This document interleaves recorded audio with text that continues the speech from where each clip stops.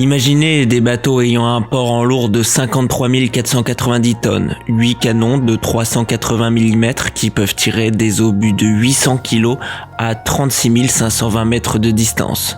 Ce sont les bateaux de la classe Bismarck et on va en parler durant ces quelques minutes. Commençons par un petit peu de contextualisation. Après avoir sabordé 400 000 tonnes de ses navires de guerre à Scapa Flow le 21 juin 1919, l'ancienne Kaiserliche Marine, devenue entre-temps la Kriegsmarine en 1935, doit se reconstruire une flotte digne de ce nom. Elle devra réussir le pari de trouver le juste milieu entre rêve de grandeur et réalisme, flotte sous-marine et navires de surface. Autant de visions qui vont l'empêcher de développer une stratégie stable et durable. Paradoxalement, et malgré cela, la Kriegsmarine jouera durant la Seconde Guerre mondiale un grand rôle. Les ambitions de la Kriegsmarine ? Faire énormément, mais avec peu de moyens.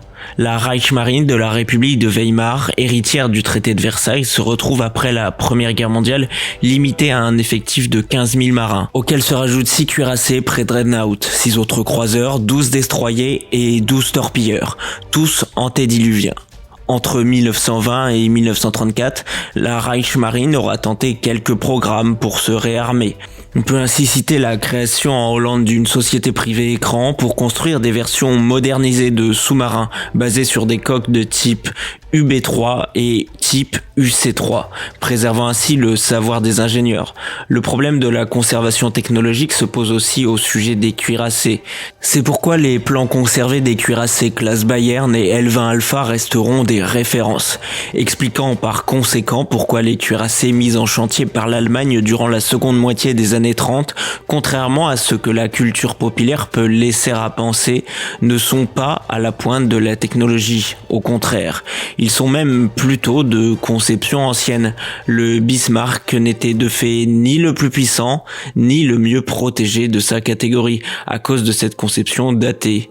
Il faudra attendre 1925 pour que l'Allemagne mette en chantier son premier navire de combat d'importance, le croiseur Emden. Il sera basé à cause d'un manque de personnel spécialisé et d'infrastructures de test sur la classe Königsberg, datant de la Première Guerre mondiale. Il sera, à défaut d'être une merveille de technologie, une excellente plateforme d'entraînement pour la marine allemande. Ainsi, en 1933, 3 navires de classe Königsberg de 7000 tonnes et 2 Leipzig de 8000 tonnes sont d'ores et déjà opérationnels ou en construction. Les navires les plus représentatifs des limitations que subit l'Allemagne à cause du traité de Versailles ou bien d'un manque de personnel qualifié sont sans conteste ceux de la nouvelle classe Deutschland, dont le premier représentant sera armé en 1933. En effet, à défaut de pouvoir produire des cuirassés, l'Allemagne décide de construire des croiseurs lourds, mieux armés que n'importe quel autre croiseur pouvant leur être opposé. Ils étaient censés ne pas dépasser les 10 000 tonnes afin d'entrer dans les clauses du traité de Versailles. Et à défaut de mieux seront les navires de ligne principaux de la marine, dans l'attente de la construction de véritables cuirassés. De toute façon, même si l'Allemagne pouvait produire des cuirassés, elle manquerait d'escortes légères. C'est pourquoi la rénovation et la création d'une nouvelle classe de torpilleurs est devenue la grande priorité navale de la République de Weimar. Il faudra donc attendre le début de l'année 1934 pour que l'Allemagne mette en branle un programme d'armement de navires cuirassés, avec les Scharnhorst et Gneisenau, en réponse à la mise en chantier des 2 croiseurs de bataille Dunkerque et Strasbourg. L'accélération du réarmement atteint son paroxysme, après la signature de l'accord bilatéral signé par Ribbentrop et Samuel O'Hare, dans lequel il est stipulé que Berlin possède désormais le droit de se réarmer à hauteur de 35% du tonnage de la Royal Navy. Désormais, l'Allemagne n'est plus limitée à un parc naval de 100 000 tonnes, mais en plus de cela, elle peut aussi se mettre à nouveau à construire des sous-marins et même des porte-avions, mais surtout ce qui nous intéresse ici, des cuirassés.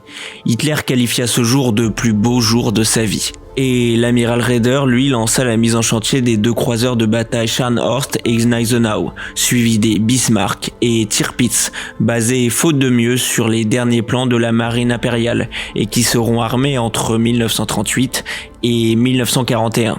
Cette fois, durant la guerre, la flotte allemande ne veut plus subir le sort de la flotte impériale de haute mer durant la Première Guerre mondiale, à savoir rester paralysée dans ses ports de guerre. De fait, dès le début, la Kriegsmarine se veut très offensive. Elle multiplie les attaques en soutenant l'offensive en Pologne ou en menant des incursions dans l'Atlantique, mais aussi des raids en mer du Nord. Cette stratégie mènera à la réussite d'une des plus spectaculaires opérations combinées de la guerre, la prise de la Norvège, mais coûtera aussi à la Kriegsmarine une bonne part de ses forces vives, l'obligeant petit à petit à privilégier la guerre sous-marine. La classe Bismarck était une des pièces maîtresses de cette stratégie offensive. Son but principal ? Mener une guerre économique contre le Royaume-Uni dans l'Atlantique Nord-Est et pouvoir se battre contre n'importe quel cuirassé ennemi. Ainsi, 2 cuirassés de la classe Bismarck seront construits, le Bismarck et le Tirpitz.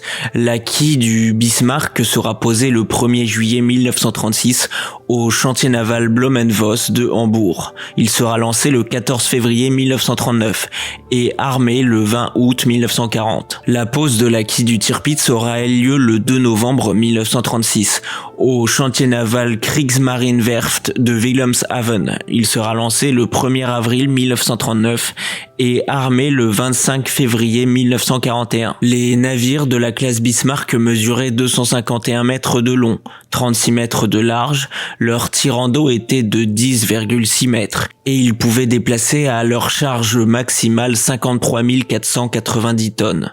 12 chaudières et 3 turbines sont nécessaires pour déplacer ces mastodontes. La puissance maximale atteinte par le Bismarck aura été de 150 170 chevaux, qui lui permit d'atteindre durant des essais la vitesse de 30,1 nœuds. Le Tirpitz fera encore mieux en atteignant un maximum de 163 026 chevaux, ce qui le propulsera à la vitesse de 30,8 nœuds. Grâce aux 8294 tonnes de mazout lorsque les réservoirs étaient pleins, les navires de la classe Bismarck pouvaient parcourir de très longues distances, 17 000 km à la vitesse de 16 nœuds, mais encore 8334 en étant presque poussés au maximum, soit 28 nœuds. Et cuirassés possédait comme armement principal 8 canons de 380 mm disposés en 4 tourelles doubles. Chaque canon pesait 110 tonnes et mesurait 19,63 mètres. Les tourelles Anton et Dora, tout à l'avant et tout à l'arrière, pesaient 1060 tonnes, tandis que les tourelles Bruno et Caesar pesaient elles 1071 tonnes. Chaque canon était alimenté à hauteur de 125 coups, soit 375 coups par tourelle, et donc 1500 obus de 380 mm en tout. La durée de vie d'un tube de 380 mm était de 180 à 210 coups et sa cadence de 2,3 à 3 coups par minute.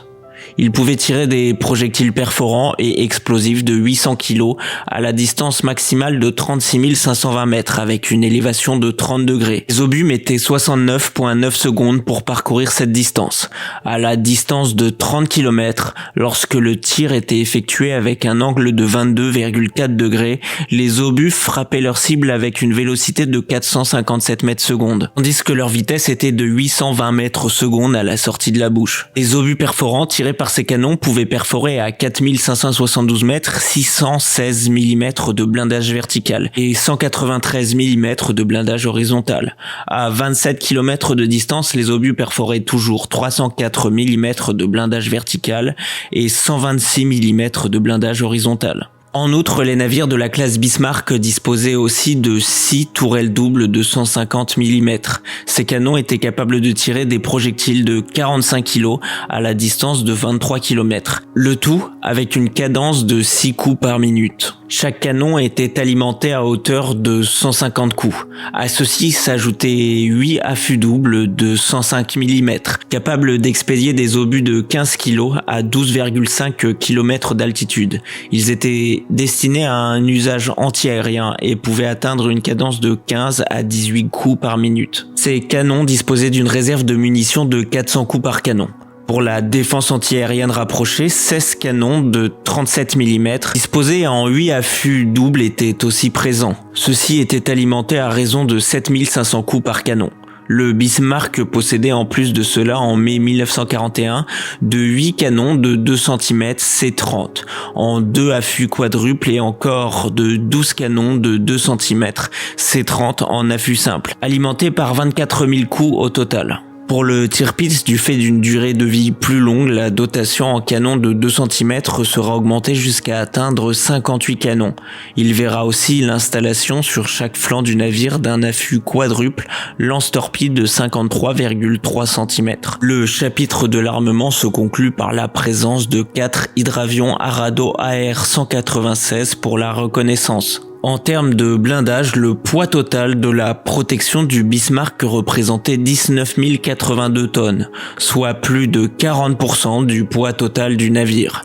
La ceinture de protection principale de la coque courait sur 170,7 mètres le long du navire et faisait 4,8 mètres de large. Elle débutait peu avant et peu après les tourelles principales avant et arrière. Mesurait 320 mm au niveau du pont des batteries, puis se réduisait jusqu'à 170 mm à son minimum sous la ligne de flottaison et 145 mm jusqu'au pont du navire. Les cloisons anti-torpilles mesuraient 45 mm. Le pont était lui blindé à hauteur de 80 mm à 120 mm. Les tourelles principales disposaient d'un blindage de 360 mm d'épaisseur. Les tourelles secondaires étaient blindées à hauteur de 100 mm. C'est ainsi que se conclut cette vidéo.